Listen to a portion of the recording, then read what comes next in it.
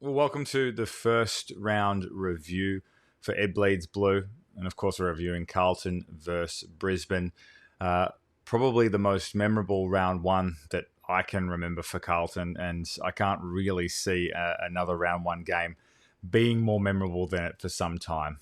The final scoreline, of course, Carlton 13-8, 86, defeat Brisbane 12-13, 85. A 1 point victory is something that we all would have took before the game begun, but it was the manner in which we took it, which obviously will be something that we'll talk about this game for forever. I think it will long live on in the heart of Carlton fans.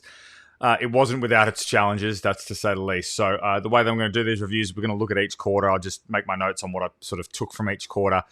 As I was making notes, you can see how the coaching staff literally can spend days reviewing each game because there's so much to dissect in any given game, in any given quarter. But let's just look at each quarter and what what transpired. So at quarter time, we're looking at a deficit of 32 points. Brisbane were 7-2, 44, and Carlton were 2 goals straight. Look, it was a really challenging quarter to watch. We've seen quarters like this before, not for a while though. Not since sort of the first half of 2023, and then even in 2022 there wasn't many of these types of quarters. It's more like it's a quarter from like the 2018 2019 era where we just can't stop a run on our goals. The main thing that was noticeable for me about the way we were playing in this, and there's heaps to dissect, but we obviously weren't really getting our hands on the ball in disputed situations. So whether it was at stoppages and clearances or when we went forward or whatever it was, we just weren't winning those 50-50 balls, which is a real strength of ours with who we have in the team. But the most notable thing for me, no doubt, was how we were entering the forward line. This seemed to me to be a big problem in the first part of last year. We have these really poor quality entries. There's things about them that are really poor. First of all, sometimes they're not drop punts. They're just these slam it on the boot kicks, hope for the best. So even if they're in a good spot, they're really difficult to mark. And it was actually quite difficult marking conditions.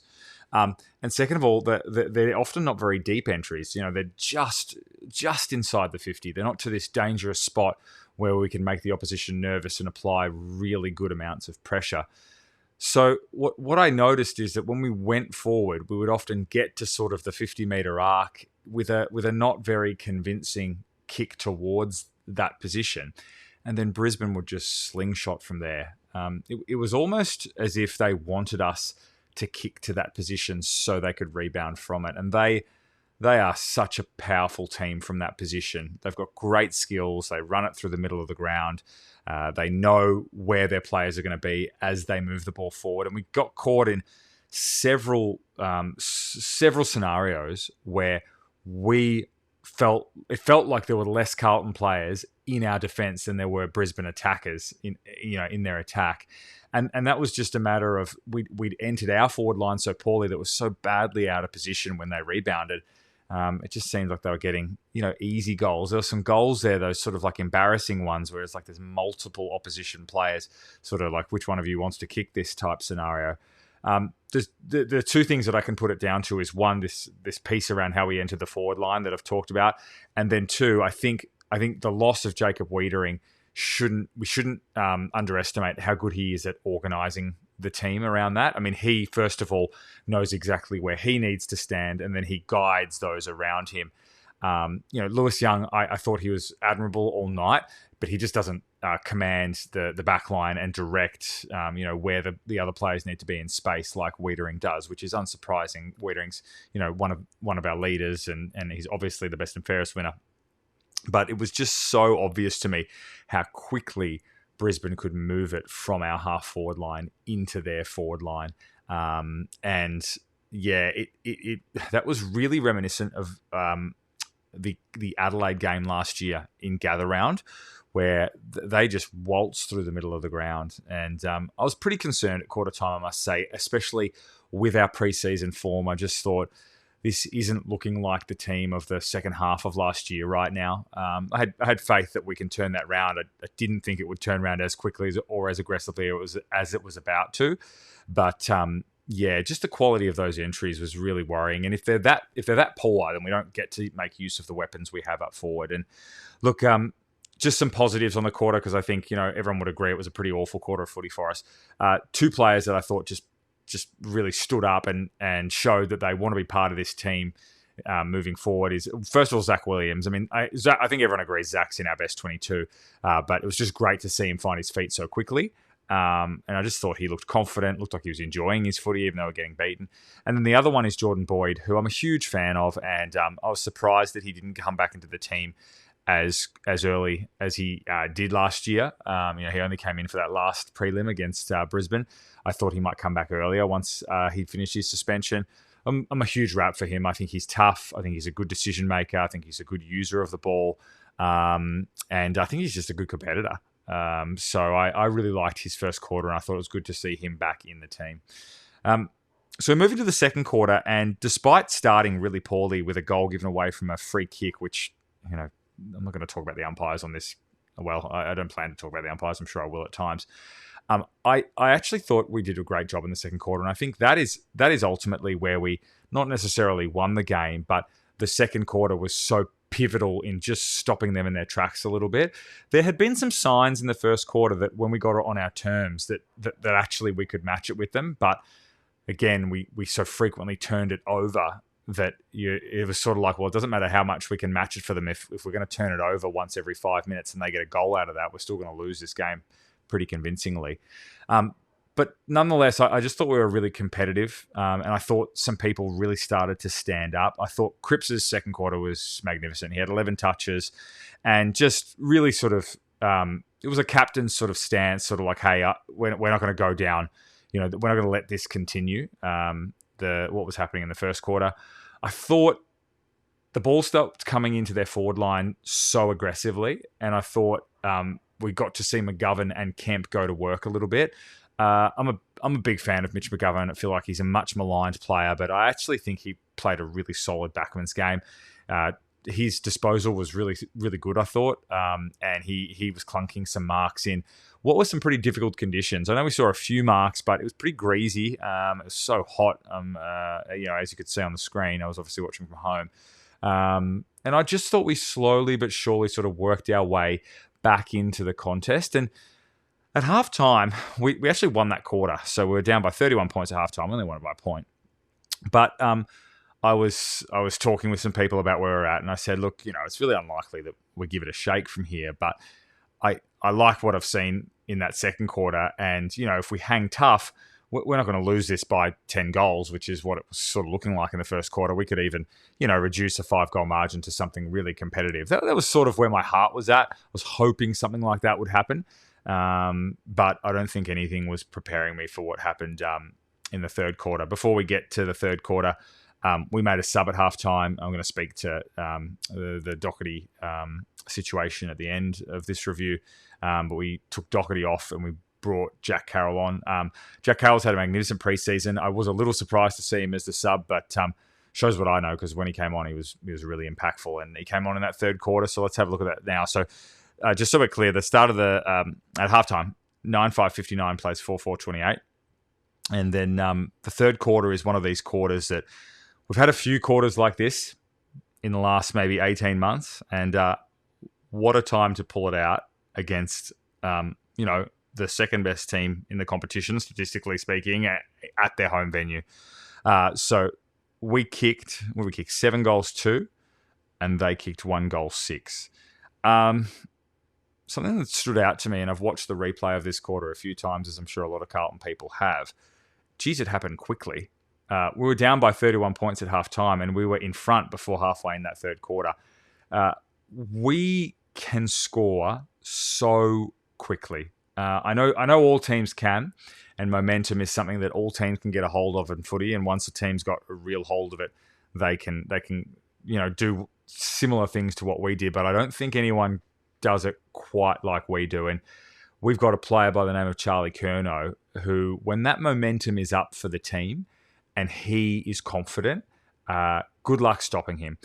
What was really interesting about Charlie's performance, I thought, is that he recognised he wasn't getting himself into the game in the first half, and he moved himself up the field, and he got a few possessions that we don't really normally see him get. Like, he sort of took a handball or two off the half-back flank, and got a short chip there. And I thought that was really proactive. I thought maybe that's part of him, his mindset with the leadership group. He's like, I need to get involved here in any way I can. In the third quarter, if you look at the 3 goals that he kicked, 2 of them were just from groundwork. He sort of went for a mark that he missed. He probably should have taken the first mark, and he missed it, then snapped it over his shoulder.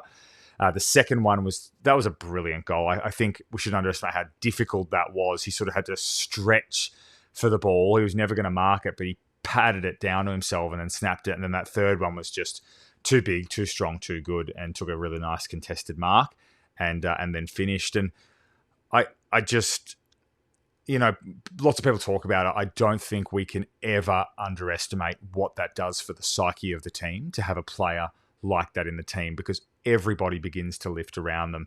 And players that I had been trying hard all night, things just started to fall for them. I thought Matty Cottrell was really good in that third quarter.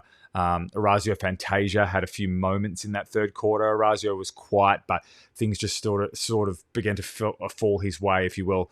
Lockie Fogarty, geez, he was excellent. His pressure was so good, and the difference is he was now getting rewarded for that pressure. He created that goal that put us in front that Cottrell kicked.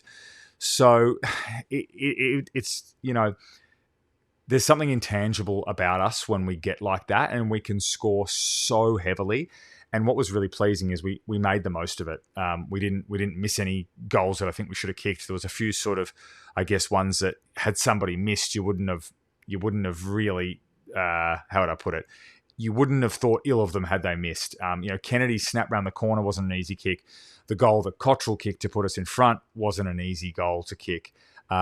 Jack Carroll's goal, that was a goal he definitely should have kicked, but he's a young kid in a high-pressure situation, and it was great to see him finish on the run. We're going to have quarters like that this year, and when we're having them, we just need to sit back and enjoy. But they had no answer for it. And really, I was texting a mate who said, we've almost got in front too fast. And I said, yeah, look, they're going to come. And they did. And I suppose that's what we should talk about in the last quarter. So at quarter time, three-quarter time, believe it or not, we're up by a point. 11-6-72 to 10-11-71. They didn't kick particularly straight, but they also had a lot of shots under pressure. We began to put them under pressure in a way where they weren't getting the clean ball they got in the first half. So the last quarter, to me, it's really pleasing that we can have a last quarter like we did after having the third quarter, because it's all very well and good having that third quarter. And then if we go ahead and lose by another 3 or 4 goals, well, then you sort of wonder what was the point almost. Like, we're so up and down. Why would we, where does this come from when we can't sustain it? The maturity of the group is such that now when they have those bursts, they actually can sustain it. In that last quarter, I just thought it was a really even team performance. I thought just our hardness round the ball, I think we really were looking for that contest. And I think players like Matty Kennedy, and I've mentioned Fogarty and Cottrell, players like that, George Hewitt for one, when we're in those positions and it's getting tough, they really seem to play team footy. And I know that's a bit of a throwaway line, but they seem to be happy to do whatever needs to be done for the team. Another one is Blake Acres, who, and I think this was in the third, but he ran back from the middle of the ground to take a goal-saving mark. And they're the type of acts that are going to make sure that when we have those big runs in the third quarter, we don't just then let that flutter away. It was pretty excruciating to watch, wasn't it? Because it was slippery, it was physical. There was a few free kicks being given away. There was some annoying skill errors, the type of skill errors that you don't blame the players for because of the state of the game, but also you just think, God, if you'd kicked that 40 centimetres higher, we would have been away then. We kicked 2 goals that quarter. They kicked 2 goals and we kicked 2 goals, and obviously that's why we've won by a point. The 2 goals that we kicked, they were special goals. Cripps's goal, Cripps and his kicking is something I've talked about it before, and it's not a strength of his, but he stands up in big moments, Paddy. And that was a beautiful set shot for goal. And it would not have been an easy kick given how physical the game had been for him, the time of the game. and what was on the line, and he flushed that. I'd love to see him kick lots of goals this season. He had a real goal kicking year in 2022, less so last year. But the best Paddy Cripps that I know is the one where we can throw him forward and he kicks 1 or 2 each game. And he did that in the prelim final as well. So really pleased that he kicked that goal. And then, look, it goes without saying that Harry goal at the end was really special. I think the mark is probably just as special. That's a really difficult mark. I mean, basically, we had the ball and we were kicking it around the sort of 70-metre mark. I think McGovern kicked it to Newman. They had forever and a day to set up, and Newman just lobbed it up. And McKay's on, Harry's on Harris Andrews, and he just reads it better and takes a difficult mark in those conditions, and then kicks true. And Harry's goal kicking's been something that's been talked about. I'm not going to bore people with what's been said. He looked confident. Let's hope he can keep it up. He deserves it. And I thought he was absolutely pivotal in the win. Really pleasing last 2 minutes. God, it was difficult to watch. But that we looked like we knew exactly what we wanted to do in those last 2 minutes. Dare I say it? We looked like how Collingwood handle it. It got forward because we gave away a silly free. Would I say it was silly? We gave away a free. How about that? And then we just locked it in. We just were ruthless on how much we wouldn't let a clean possession happen.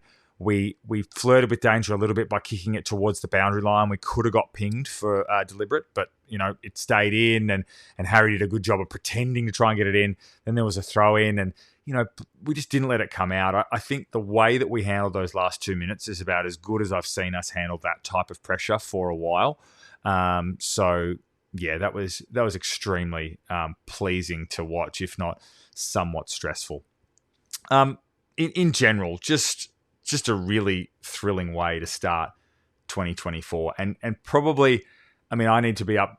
If nothing, I'll be honest to you on this show. I had this penciled down as a game we wouldn't win.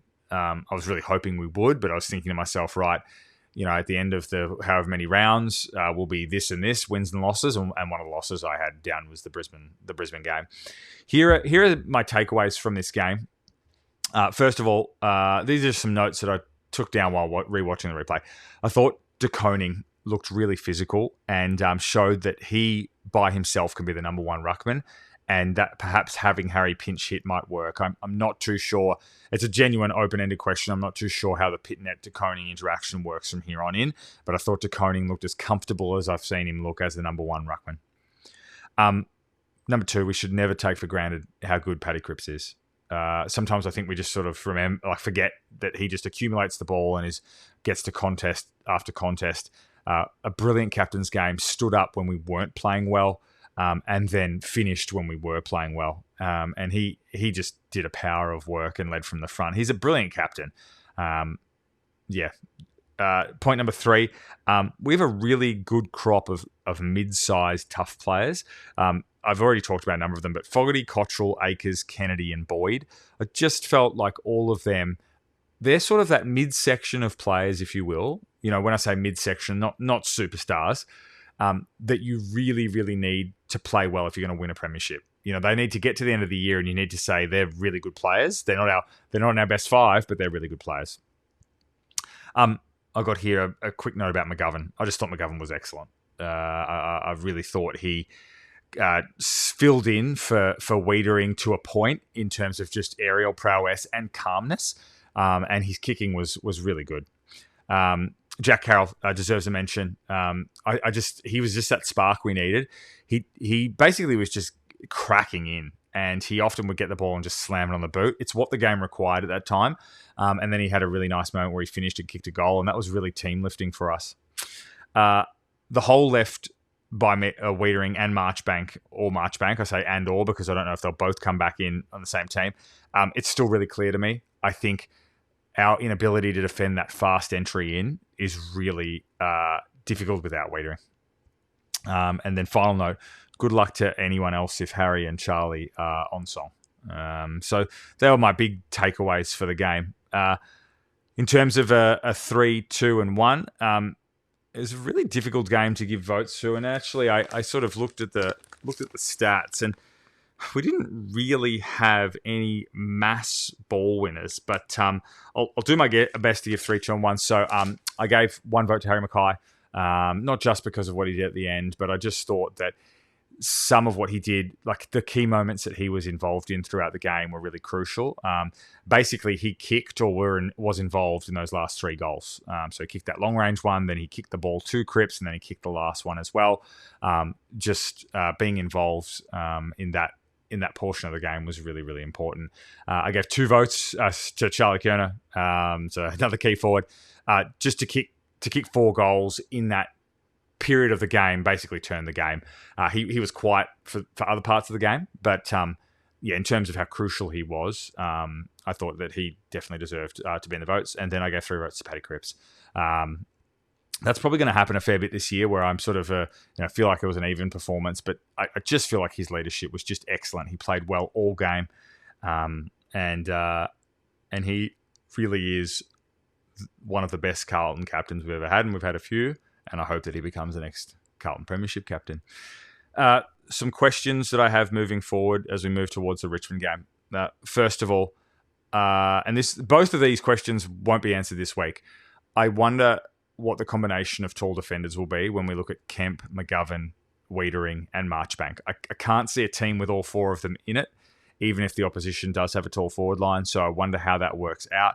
They are very different players. The one that's an absolute lock for me is Wiedering.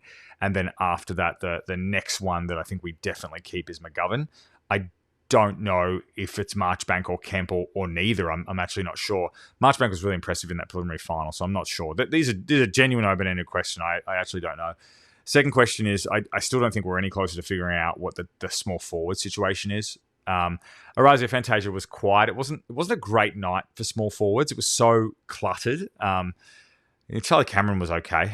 But anyway, when we think about the small forwards that were missing from that team, so Durden and Motlop, and then the ones that were in there, we had Owies and Fantasia in there, and then you might want to sort of chuck Elijah Hollands in there as well. I don't know who's making that team. Jack Martin isn't a small forward, but he's a forward that we will bring back in. It's going to be difficult to get a spot. I just don't know what combination works, and can we keep switching it? And then the third question, and this is a sad topic, is how do we replace Sam Docherty? Well, the reality is you don't replace Sam Docherty. You certainly don't replace his leadership. And the great thing about Doc is he is the type of player who will have a profound impact on the team without being on the field. So there's that element there. He will be able to influence the players without being on the ground. He did it for a long time while he was out. But on the field, I don't think we replace that leadership. As a player, as in what he brings to the team from a playing perspective, we have those sorts of players, and some blokes are going to have to step up. I think the one, even though he's not the same player as him, but I think Ollie Hollands was due for a big year based on his preseason. I think we really need him to have a big year now. Blake Acres, I've got a lot of time for Blake Acres, so he's obviously going to have to step up as well. But just as a Carlton fan, it's just worth saying, like, we are so grateful to have had Sam Docherty as a Carlton player for the period of time that we have had him. And no one deserves to have a premiership medal more than Sam. And I hope he plays in a Carlton premiership team. I want us to win the premiership this year, which means that he wouldn't be part of that team. But there's no reason that we can't get him back and win a premiership at some point with him. I actually don't really know how to express my thanks for everything that Docherty's brought to our club.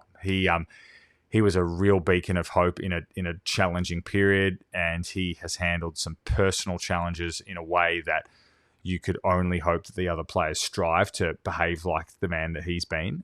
And that's probably that. There's no use diving into it anymore. Obviously, a great loss, and we'll have to do some hard work to figure that out. All in all, what a special way to start the season. And I think I saw a few people sort of say they were genuinely in shock, and I somewhat was as well. But we've got to move on. We've got Richmond this Thursday, and they had their moments against Gold Coast. Look forward to previewing that game.